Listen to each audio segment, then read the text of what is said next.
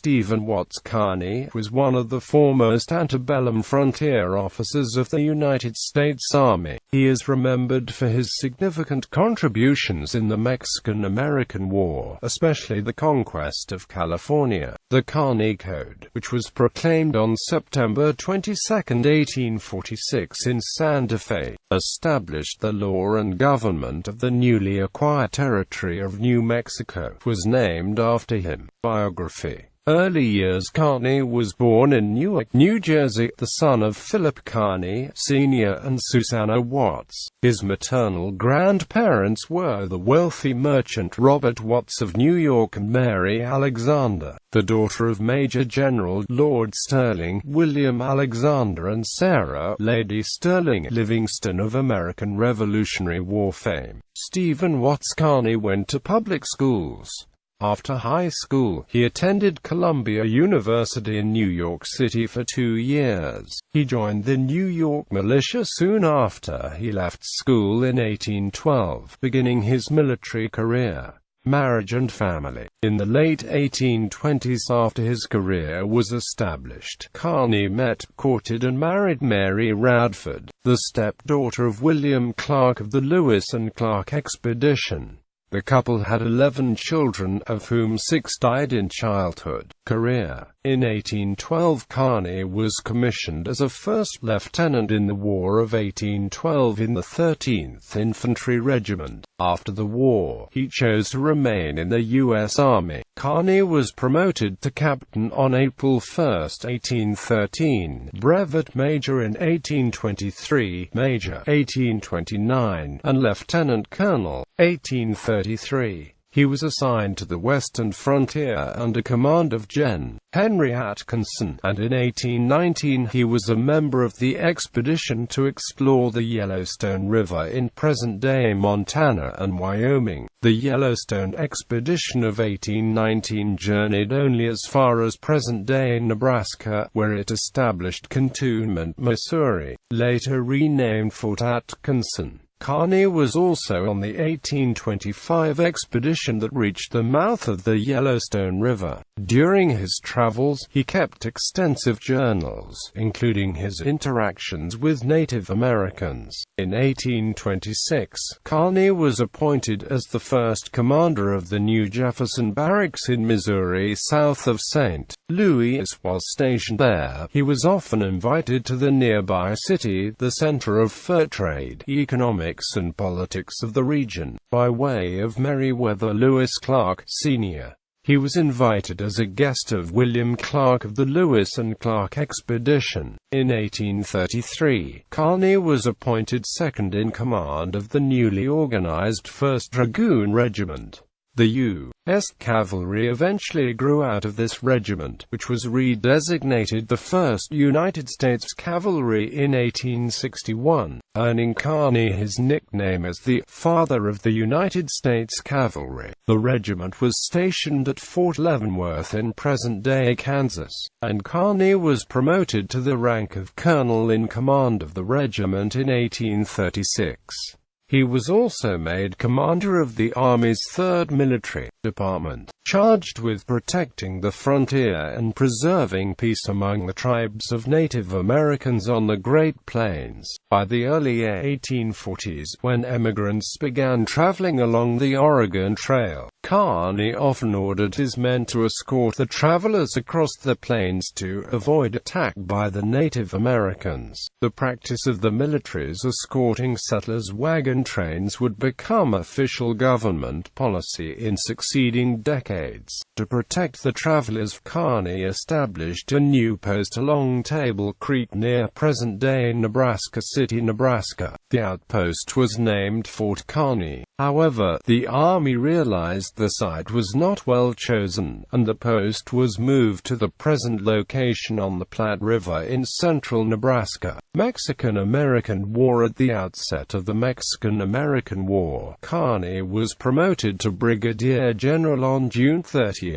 1846, and took a force of about 2,500 men to Santa Fe, New Mexico. His Army of the West consisted of 1,600 men in the volunteer 1st and 2nd Regiments of Fort Leavenworth, Missouri Mounted Cavalry Regiment under Alexander Donovan, an Artillery and Infantry Battalion, 300 of Kearny's 1st U.S. Dragoons and about 500 members of the Mormon Battalion. The Mexican military forces in New Mexico retreated to Mexico without fighting, and Kearny's forces easily took control of New Mexico. While moving his forces through the native Pueblos town of Imbudo north of Santa Fe, Kearny oversaw the burning of a church packed with locals who were inevitably burned alive in the fire. Kearny established a joint civil and military government, appointing Charles Bent, a prominent Santa Fe Trail trader living in Taos, New Mexico, as acting civil governor. He divided his forces into 4 commands. 1. Under Col. Sterling Price, appointed military governor, was to occupy and maintain order in New Mexico with his approximately 800 men. A second group under Col. Alexander William Donovan, with a little over 800 men, was ordered to capture El Paso, in the state of Chihuahua, Mexico, and then join up with General John E. Wool, the third command of about 300 dragoons mounted on mules. He led under his command to California along the Gila River Trail. The Mormon Battalion, mostly marching on foot under Lt. Colonel Philip St. George Cook, was directed to follow Kearny with wagons to blaze a new southern wagon route to California. Kearny set out for California on September 25, 1846, with a force of 300 men.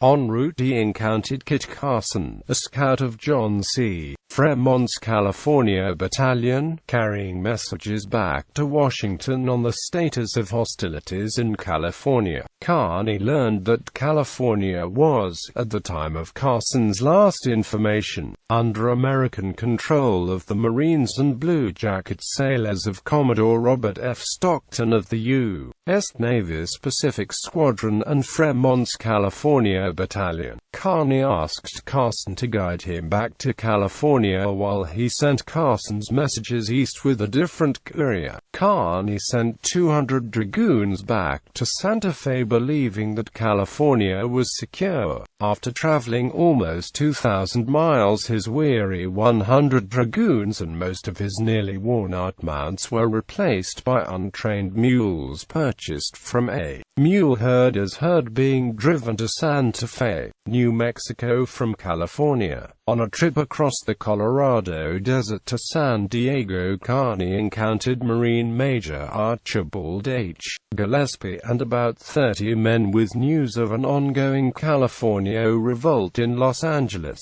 On a wet December 6, 1846 day, Kearny's forces encountered Andres Pico and a force of about 150 California Lancers. With most of his men mounted on weary untrained mules, his command executed an uncoordinated attack of Pico's force. They found most of the powder wet and pistols and carbines would not fire. They soon found the mules and cavalry sabers were poor defense against California Lancers mounted on well-trained horses. Kearny's column, along with the small force of Marines and volunteer militia, suffered defeat. About 18 men of Kearny's force were killed, retreating to a hilltop to dry the powder and treat the wounded. They were surrounded by Andre Pico's forces.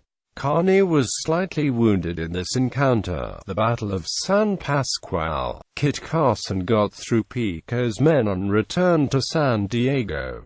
Commodore Stockton sent a combined force of U.S. Marine and U.S. Navy Blue Jacket sailors to relieve Kearny's column. The U.S. forces quickly drove out the Californios. In January 1847, a combined force of about 600 men consisting of Kearny's dragoons, Stockton's Marines and sailors, and 2 companies of Fremont's California Battalion won the San Gabriel and the La Mesa and retook control of Los Angeles on January 10, 1847. The California forces in California capitulated on January 13 to Lt. Colonel John C. Fremont and his California Battalion. The Treaty of Cahuenga ended the fighting of the Mexican-American War in Alta California on that date. Kearny and Stockton decided to accept the liberal terms offered by Fremont to terminate hostilities, despite Andres Pico's breaking his earlier, solemn pledge that he would not fight U.S. forces. As the ranking Army officer, Kearny claimed command of California at the end of hostilities despite the fact that California was brought under U.S. control by Commodore Stockton's Pacific Squadron's forces. This began an unfortunate rivalry with Stockton, whose rank was equivalent to a rear admiral today. Stockton and Kearny had the same equivalent rank, and unfortunately the War Department had not worked out a protocol for who would be in charge. Stockton seized on the Treaty of Capitulation and appointed Fremont military governor of California. In July 1846, Col. Jonathan D. Stevenson of New York was asked to raise a volunteer regiment of 10 companies of 77 men each to go to California with the understanding that they would muster out and stay in California. They were designated the 1st Regiment of New York Volunteers and fought in the California Campaign and the Pacific Coast Campaign. In August 1846 and September the regiment trained and prepared for the trip to California. 3 private merchant ships, Thomas H. Perkins, Lutu and Susan Drew, were chartered, and the sloop Us Preble was assigned convoy detail. On the 26th of September the 4 ships left New York for California. 50 men who had been left behind for various reasons sailed on November 13, 1846 on the small storeship Us Brutus. The Susan Drew and Lutu reached Valparaiso, Chile by January 20, 1847, and after getting fresh supplies, water and wood were on the way again by January 23. The Perkins did not stop until San Francisco, reaching port on March 6, 1847. The Susan Drew arrived on March 20 and the Lutu arrived on March 16, 183 days after leaving New York. The Brutus finally arrived on April 17. After desertions and deaths in transit, the 4 ships brought 648 men to California. The companies were then deployed throughout Upper and Lower California from San Francisco to La Paz, Mexico. These troops finally allowed Kearny to assume command of California as ranking Army officer. The troops essentially took over all of the Pacific Squadron's onshore military and garrison duties and the California Battalion and Mormon Battalion's garrison duties, as well as some Baja California duties. With all these reinforcements in hand, Kearny assumed command, appointed his own territorial military governor, and ordered Fremont to resign and accompany him back to Fort Leavenworth, Kansas. On Kearny and Fremont stripped back east on the California Trail, accompanied by some members of the Mormon Battalion who had re-enlisted. They found and buried some of the Donner Party's remains on the trip over the Sierra Nevadas.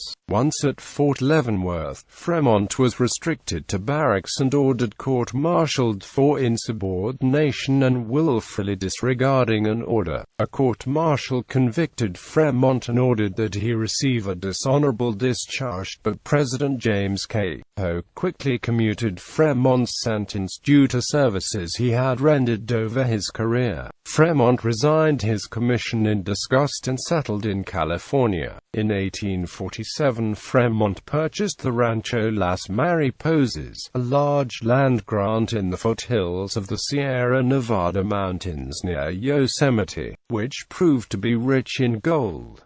Fremont was later elected one of the first U.S. senators from California and was the first presidential candidate of the new Republican Party in 1856. governorship and last years. Kearny remained military governor of California through August, when he traveled to Washington, D.C. and was welcomed as a hero. He was appointed governor of Veracruz, and later of Mexico City. He also received a brevet promotion to Major General in September 1848, over the heated opposition of Fremont's father-in-law, Senator Thomas Hart Benton. After contracting yellow fever in Veracruz, Kearny had to return to St. Louis. He died there in October at the age of 54. He was buried in Bellefontaine Cemetery, now a National Historic Landmark in St. Louis. Legacy. Kearny is the namesake of Kearny, Arizona and Kearny, Nebraska. Many schools are named after Kearny, including Kearny Elementary in Santa Fe, New Mexico and Kearny High School in the San Diego neighborhood of Kearny Mesa. Kearny Street, in downtown San Francisco, is also named for him, as is a street within Fort Leavenworth, Kansas. Camp Kearny in San Diego, U.S. military base which operated from 1917 to 1946 on the site of today's Marine Corps Air Station Miramar, was named in his honor. Fort Kearny in Nebraska is also named for him. His nephew was Major General Philip Kearny of American Civil War fame. Kearny Mesa, an area of San Diego, was later named after him. 2 U.S. postage stamps relate to Kearny. Scott Catalog number 970, printed in 1948, commemorates Fort Kearny, and number 944, issued in 1946, the capture of Santa Fe. The accuracy of the latter's depiction has been questioned.